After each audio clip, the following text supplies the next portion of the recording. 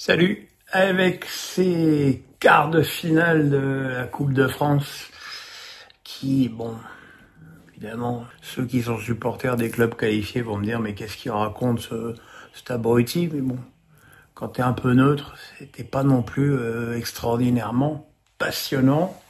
Surtout le Angers-Reims qui a été finalement un petit peu conforme au niveau des deux équipes en Ligue 1 avec une bizarrerie, c'est-à-dire que c'est plutôt Reims qui a dominé la première mi-temps et plutôt Angers qui a dominé la deuxième, et c'est pourtant Reims qui a ouvert la tête par Nakamura de la tête. On pensait que ce score allait suffire au rare bonheur des Rémois, avec finalement le but de Dieng qui est arrivé à la 96e alors qu'il avait touché la barre 1 minute 30 avant de la tête. Il a égalisé d'une volée loupée, un petit peu à l'image de celle que Mbappé avait loupée au match aller à Manchester City. C'est un peu le même genre de but. Voilà, c'est arrivé au péno. Alors c'est une habitude pour les Rémois, hein. C'est le 3e tour de suite qui termine au tir au but, le 3e tour de suite où il domine. Les pénaux rémois ont été extrêmement bien tirés. Nian a raté sa tentative, il s'est heurté à Diouf. Donc voilà, c'est une éclaircie dans la pénible deuxième partie de saison des Rémois qui ne doivent pas oublier, malgré cette place en demi-finale, qu'ils ont quand même un avenir un peu chancelant en Ligue 1 et qui vont à Monaco le week-end prochain. Voilà, match qui s'est terminé avec des incidents entre les deux équipes, surtout pratiquement toute l'équipe d'Angers qui voulait se faire Diouf. Ça fait 2 matchs de suite d'ailleurs que ça se termine pas très bien avec Angers, donc il faudra faire attention à ça quand même. L'autre match de ce vendredi soir, alors lui pour le coup était assez épatant, entre une équipe de Cannes absolument époustouflante pour une équipe de N2.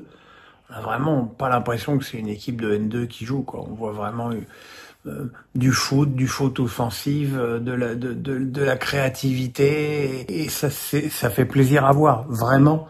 Ça fait plaisir à voir. Alors c'est vrai que les Guingampais ont fait tout leur possible pour aider les Cannois à passer ce tour, qui a été d'ailleurs marqué par l'hommage à Bernard Brochamp, ancien maire de Cannes, ancien longtemps vice-président du Paris Saint-Germain, et mec très sympa, avec une bonne grande gueule comme j'aime. Le premier but cannois a été marqué par Abbas, qui est rentré sur son pied gauche et qui a frappé, et le gardien de Gargagna s'est passé complètement au travers. Il est passé encore plus au travers sur le lobe du rond central de Goncalves, où je sais pas ce qu'il veut faire. Est-ce qu'il veut bloquer le ballon, le repousser? Enfin bref, à l'arrivée, il se le met pas tout seul, mais enfin c'est pas loin. 2-0, dès la reprise, Sioué pour Guingamp réduit le score, mais vraiment d'entrée de jeu, hein, dès la reprise. Et là, on se dit, peut-être que l'équipe de Ligue 2 va quand même reprendre les choses en main. Et pas du tout, pas du tout. Les Cannois ont continué à jouer au football avec beaucoup de talent et de détermination. Je trouve que pour une équipe de N2, j'ai vu beaucoup de joueurs qui savent vraiment faire des trucs intéressants avec la balle. Et puis Dominguez, qui est leur buteur numéro 1, a marqué le 3e but, celui de la tranquillité, d'un ballon piqué magnifique. Donc voilà, c'était franchement une belle soirée et une place franchement méritée pour Cannes en demi-finale de cette Coupe de France. D'autres qui méritent vraiment leur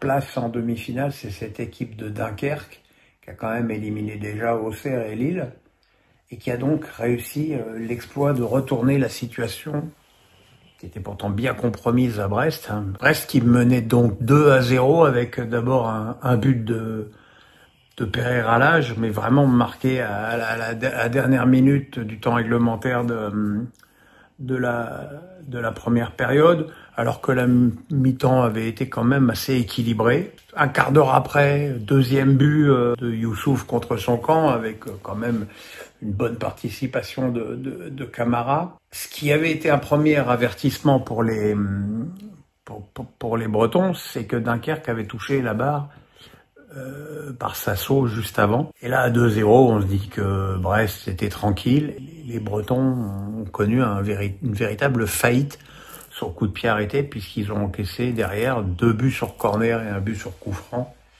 1 de Sasso et 2 du défenseur Sangante qui était rentré en cours de jeu. Et c'est vraiment une performance extraordinaire pour des Dunkerquois qui, un petit peu à l'image des Canois, sauf qu'ils sont en Ligue 2, jouent au foot, combinent et cherchent à pratiquer un jeu intelligent, aéré, et ça marche. Alors évidemment, on se souvient qu'il y a une semaine, Brest avait fait tourner grandement son effectif au Parc. En match retour de Ligue des Champions, on avait pris 7. Alors on m'avait dit, mettez un pisse froid, ils en ont rien à foutre, ils ont perdu 3-0 à l'aller. L'important, c'est de gagner à Strasbourg et de se qualifier en Coupe de France. Derrière, ils ont fait un match où ils n'ont fait que défendre quasiment à Strasbourg. Et ils se sont fait éliminer à domicile par Dunkerque. Donc, les calculs ne sont pas bons. Et c'est peut-être aussi le coup de pompe qu'on pouvait craindre depuis un moment pour les Bretons. Il faudra voir maintenant si c'est un coup de pompe qui va leur coûter cher ou pas, sachant qu'ils vont quand même à Lyon ce week-end en Ligue 1. Et puis évidemment, le dernier match PSG Saint-Brieuc, le leader invaincu de Ligue 1 contre une N2, on se doutait bien que même s'il allait avoir une rotation importante dans l'effectif parisien, ça n'allait pas suffire. Et ça n'a pas suffi. Paris menait 2-0 à la mi-temps et a enchaîné les buts avec une constance intéressante en seconde période. Voilà, c'est le nouveau PSG. C'est le PSG. Quand ils peuvent en mettre 7, ils en mettent 7.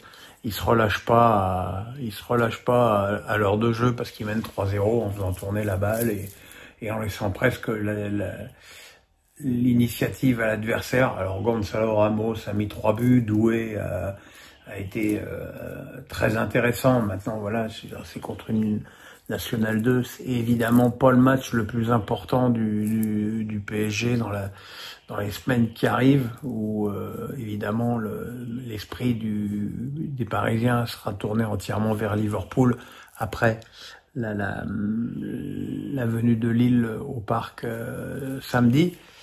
Mais bon, Paris semble même dans un excellent état d'esprit et surtout une excellente mentalité. C'est une équipe qui ne laisse rien passer, qui ne se relâche pas tactiquement, qui conserve son pressing, qui conserve son replacement, et c'est effectivement maintenant devenu très intéressant. Je me souviens qu'au début de saison, je disais assez régulièrement que je m'emmerdais à voir les matchs du PSG, qui se rassurent, je ne m'emmerde plus du tout. Voilà mes amis, 2 vidéos ce soir pour le prix d'une. Le pouce, la cloche, on s'abonne. Bye, à demain.